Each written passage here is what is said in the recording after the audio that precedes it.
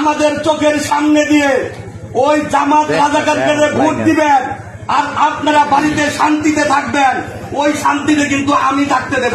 আমার চোখের সামনে দিয়া জামাতে ইসলামকে ভোট দিবেন আর আপনারা মনে করছেন যে ঘরে শান্তি আলে ঘুম পারবেন, তা কিন্তু হবে না। আরে ভাই, আপনি যে ওপেনলি ভাষণগুলা দিচ্ছেন, এই ভাষণে কি মনে করছেন আপনাদের ভোট বাড়বে না? এই ধরনের নেতার কারণে এই সমস্ত নেতা কর্মী যেখানে আছে সেখানে শুধু ভোট কমবে, বাড়বে না। শুনেন ভাই, এখনকার জনগণ কিন্তু সচেতন। আপনি খেয়াল করবেন, 17 বছর স্বৈরাচার হাসিনা কিন্তু এরকম ভাবে ভোট নিয়েছে এবং তারা কিন্তু টিকতে পারে না। আপনারা ক্ষমতায় যেতে না যেতে যে সব ধরনের ভাষণ দিতেছেন, এটা কিন্তু আপনাদের জন্য মঙ্গলজনক নয়। তাই আমি বলছি, আপনাদের ল্যাঙ্গুয়েজগুলো ঠিক করেন।